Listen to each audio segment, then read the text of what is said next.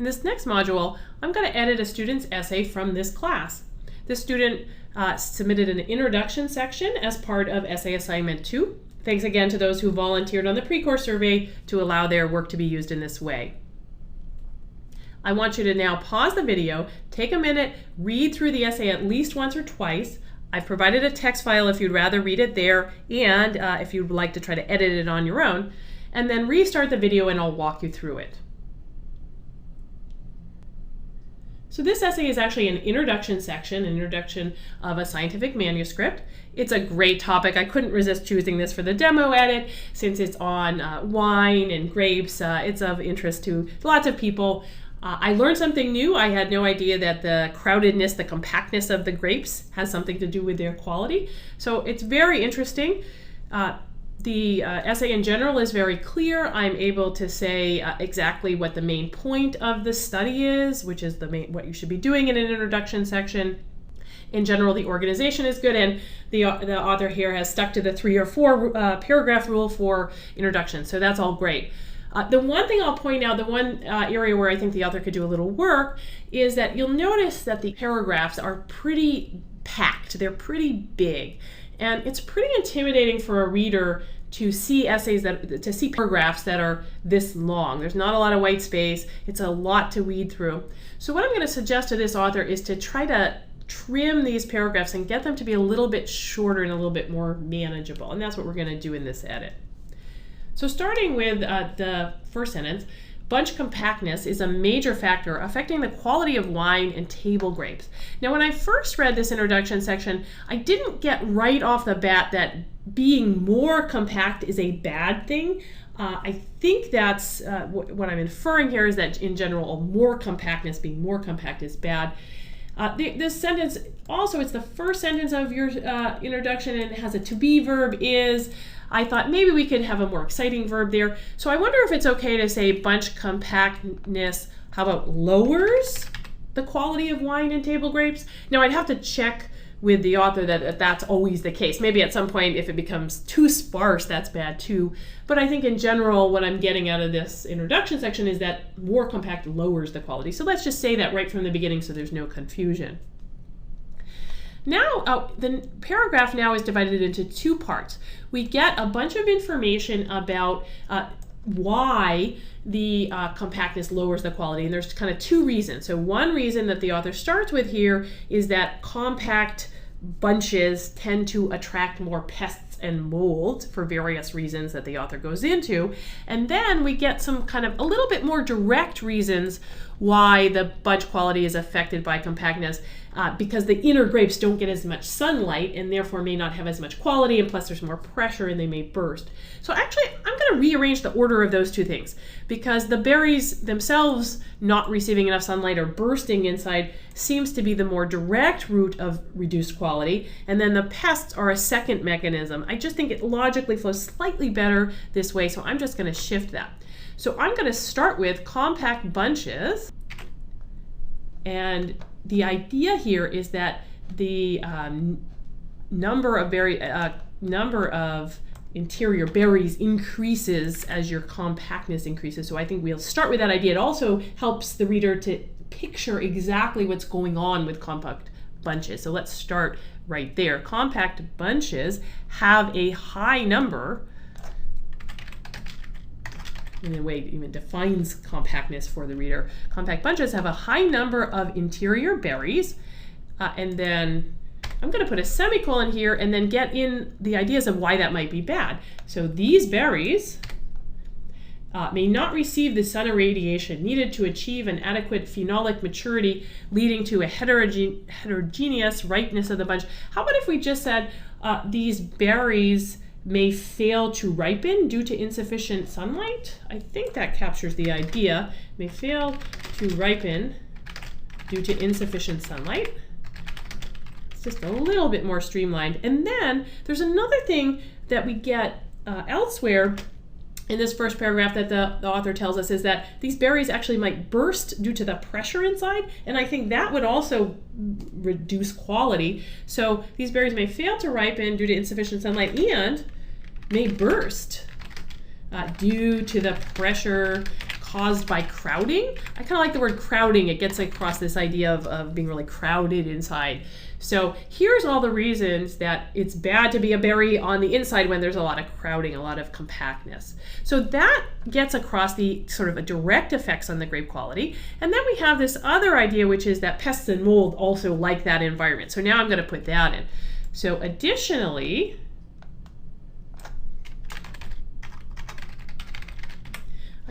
pests and diseases.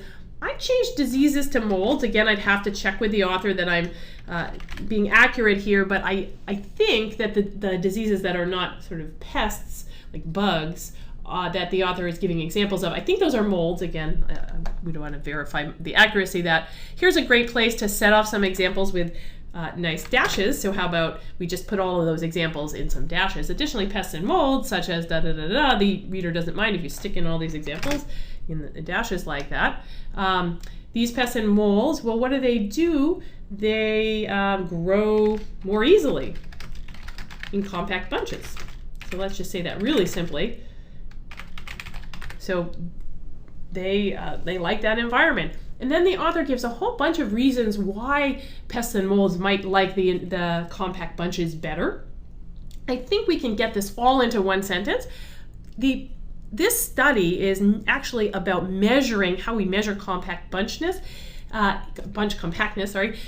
It's not about the pests and molds that grow there. So I don't think we need to give all the reasons why they might prefer to grow there. We just need to give the reader a taste of why it is they might like that environment. So I'm going to shorten things a little bit, trim things a little bit here, and put it all in one sentence. Also, this sentence about reducing crop yield and wine quality and dropping economic profits, I think we can infer that if pests and molds are growing there, that all those things will happen, and that the reader doesn't need to be explicitly told that. So why might these organisms like this environment? I'm going to say these organisms, let's start right here, these organisms prefer an environment. The idea is that they like a low oxygen, low sun environment, prefer an environment with low air circulation and sun exposure. I'm going to change the poor to low because I think it's better to say that sun exposure is low rather than sun exposure is poor. Prefer an environment with low air circulation and sun exposure. One note I should make is that in the original submission of this introduction section, the author had some very long references with all the names and the dates written out. I found that it was a little bit hard to do my edit with all of those references there. So I just changed those to some random numbers just to let you know there were references there. This was a very well cited introduction section, but the author should notice that I changed those to just some numbers to make this a little easier to edit. So, and I apologize if I've messed up the references. These organisms prefer an environment with low air circulation and sun exposure, and then we get that there's something about the wax that might make this more favorable for these organisms. Again, since I don't think this is a piece about those organisms, I actually don't think we need to have every possible reason there. I'm going to delete that one because it's kind of hard to explain. But the other reason they might like this environment is because they can feed on the water and nutrients from the burst grapes. So that's a nice idea because I think that's really easy to understand. So, and these organisms prefer this environment and they can feed on the water and nutrients from the burst grapes, which we've already described above. From the burst berries or grapes. I guess these are grapes, from the burst grapes. Consequently, consumers, food industry, I think that we need a the there, consumers, the food industry, and winemakers prefer grape bunches with certain values of compactness considered of higher quality. That's a little bit wordy. Could we just maybe say prefer grape bunches with optimal compactness? I don't want to say with the lowest compactness because I think at some point low compactness is good, but at some point probably the grapes become too sparse, so optimal compactness. All right, so that just kind of trims that first paragraph a little bit, makes it more manageable. Moving on to the second paragraph, we get some details about, really this paragraph is about the fact that there's a lot of ways to measure bunch compactness. It's not standardized, and it's also sort of subjective because a lot of the measures are just kind of looking at it. So the first sentence here is a little bit misleading because the author talks about, well, little is known about its genetic basis. So when I'm reading that, I'm then expecting the paragraph to be something about genetics, which it actually isn't. I think the idea here is just that it's hard to do studies on things like genetics because we don't have even a good way to measure this trait. But I think we can remove this mention of genetics, and then there's a great sentence lower, thus the lack of a globally accepted criterion and the subjectivity linked to a visual system makes it difficult to compare results between different studies. I think that's the heart of this paragraph, that there is no globally accepted criterion, and the ones we have are subjective. So I think I'm just going to move that concept up and put that in the first sentence so the reader kind of gets an overview of this paragraph, knows where the author is going. So I just changed this slightly. Despite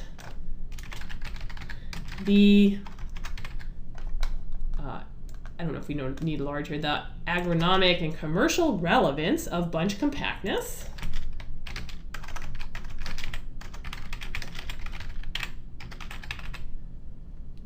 there is no globally.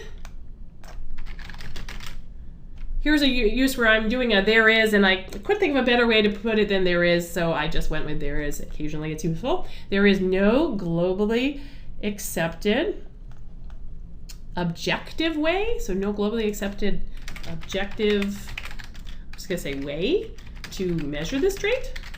I think that's the idea here, that we don't have a good system for measuring this trait. And then we can get rid of all this stuff about the genetics. I also think we can get rid of this stuff about multifactorial and nature difficult to measure. We kind of get that all in this first sentence, so I think we can get rid of all of that. We can dive right into all the different ways that people do measure it.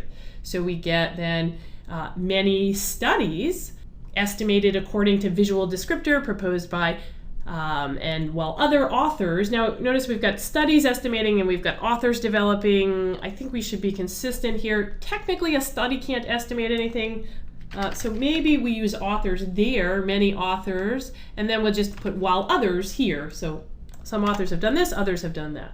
So many authors estimated according to this wine society, while others have developed specific visual rating systems for its evaluation. And then maybe we put something like these varying and subjective, because obviously visual is subjective, varying and subjective measurements make it difficult to compare results between different studies. So obviously that's a bad thing in terms of being able to study bunch compactness if you don't even know how to measure it. Then we get this transition, trying to solve it. I think the author means trying to solve this problem. So just to make this, that doesn't sound quite right. So maybe to solve this problem. And we don't need to repeat looking for a quantitative evaluation of bunch compactness. We already know that's what this paragraph is about, so we can get rid of that. So to solve this problem, some authors, since we just said authors, I changed this to researchers. Also that authors kind of implies a particular study, so let's just to some researchers. Some researchers have indirectly evaluated this trait through the determination of other characteristics of the grape bunch that vary with compactness. I wondered if we could just say some researchers have tried indirect measurements, right? So the visualization is trying to measure it directly, but these other methods are trying to measure it indirectly. And then we can go right into those examples. So some researchers have tried indirect measurements, including, so let's just go right into what types of indirect measurements they've tried, including, and then I've set this up, indirect measurements, that's noun, so I've set this up now that we're going to need a list of nouns. So including the degree, the measurement would be the degree of compression between the berries, measuring the force, so maybe just to make this parallel, we need the degree, then the force. So measurements including the degree, the force created to create a certain gap between two contiguous berries, or the suppleness of the bunch is determining the bending angle of the bunch. Something's not quite right there. I actually think it's what you're measuring directly here is the bending angle, and that happens to indicate suppleness. So let's say the bending angle of the bunch, which indicates suppleness. So now we get all of these indirect ways of measuring bunch compactness that people are trying. Now when you then go to the next paragraph, I was slightly confused because the next paragraph is also about indirect measurements. So in my mind I was trying to say, well, what's different, what's new that's being introduced in this paragraph that's different from the last paragraph. And I decided, I think what's going on here is that there's a whole set of indexes which have been proposed for measuring bunch compactness, and these are all based on things that are really easy to measure, like size, volume, and number. These are things that are probably easier to measure than like degree of compression and force. I don't know how you would measure forces and degrees of compression and bending angles. Those sound kind of complicated, whereas like just kind of estimating the volume or counting the grapes sounds easier. So I think what's new here in this third paragraph is that people are trying to make up these indexes based on simple measurements like size and number. So I changed this to this kind of an introductory sentence to get across that idea. We know what's going on in this paragraph. Others have created compactness indexes, and I wanted to get the idea of the indexes up high in this paragraph. It's kind of buried in there right now. Based on size and number measurements. And then I thought we could just jump right into what those measurements are. So including, and then the author lists 3 of them. Now, again, I've set up for a list of nouns here, right? So based on size and number measurements, including, and then we're going to have to say volume rather than volumetrically. So including the volume of empty spaces, the volume of empty spaces that appears, the volume that appears in bunches as their compactness decreases. 2, by the number, then we're going to have to say the number, weight or volume of the berries per centimeter of rat cheese. And 3, again, we're going to have to do the noun here, and the relationship between the weight of the bunch and its morphological volume ratio can be considered as average density. Let's, instead of saying relationship, let's just say from the beginning, the ratio of, because that's really the relationship we're measuring, it's the ratio of the weight of the bunch to its morphological volume. And then if you wanted to note that that's a measure of density, you could put that in parentheses, a measure of density. So those are the 3 indexes that have been proposed in the literature. And I don't think we need to say that they're published because we've already referenced them, that they're published, right? We don't need to repeat the fact that they're in the literature because that's sort of obvious from the references. The last sentence here goes into the idea that these seem to be the most promising ways of measuring bunch compactness.